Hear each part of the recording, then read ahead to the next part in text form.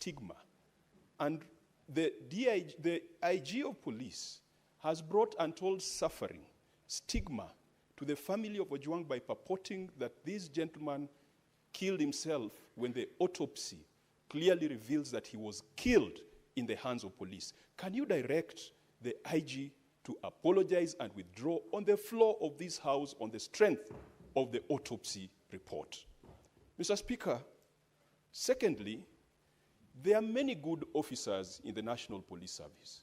We must agree. All the members of Senate here have 1 or 2 police officers assigned to them.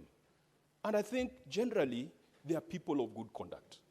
But there are few bad apples, Mr. Speaker, that need to be fumigated. And that is where the National Police Service comes in, and the CS for Interior. Has a CS done any policy directives in writing pursuant to Article 245 to deal with those bad elements? Mr. Speaker, further, if you pursue the proximate cause theory, it was a complaint by DIG Lagat that led to the arrest of this young man in Lida, in Mawego, and that led to his death. Mr. Speaker, why is DIG Lagat still in office when it is his complaint that triggered the chain of actions and reactions that led to the death of this young man? Can the Inspector General tell us why? Can the CS tell us why? Because you cannot be in office still having authority and power, and you are the person who is being investigated. Mr. Speaker, I said there are many good police officers. The stepping aside of DIG Lagat is not going to lead to the collapse of the police force. And Mr. Speaker, what Kenyans want to see is DIG Lagat not just stepping aside, but he should also go to a police station and record a statement and have his fingerprints taken, because there is no way you are going to carry out an investigation without addressing the proximate cause of the chain of events that led to the death of this young man.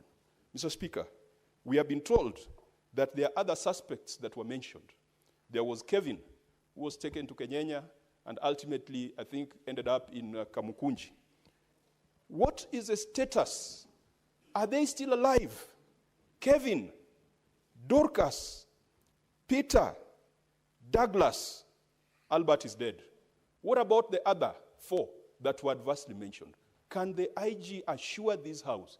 And in fact, Mr. Speaker, we might need to issue habeas corpus so that they can be produced and we confirm that they're alive, because one of the co-accused is right now lying at the city mortuary. Finally, Mr. Speaker, the CS has pointed us to Article 245.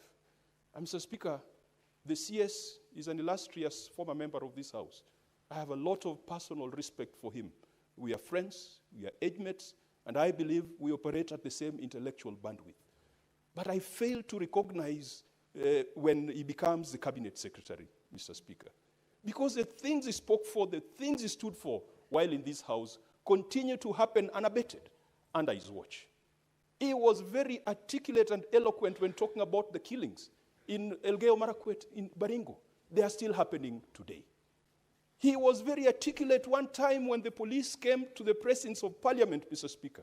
He moved this House to suspend its sittings and the Speaker ordered the police to exit the presence of Parliament. That is a gentleman who's today the Cabinet Secretary. When our colleagues, Senator Malala, Senator Lelegwe, Senator Lagat, were arrested on the eve of an important debate, the then Senator Murkomen was passionate, articulate, eloquent, citing the relevant provisions of the Constitution, and moved this House to adjourn until the rights of our senators were observed. Could the CS tell us?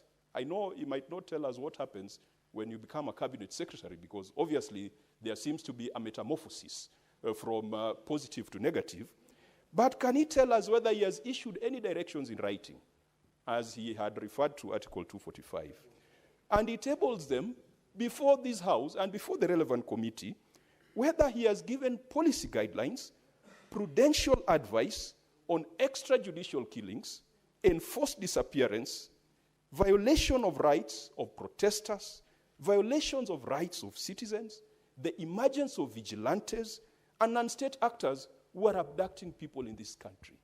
That is part of his responsibility. Can he confirm that he has lived to that responsibility? Thank you, Mr. Speaker. Senator Mungatana. Asante sana Bwana Spika. Bwana Spika, kifungu cha 239 cha katiba ya Kenya inasema vitengo vya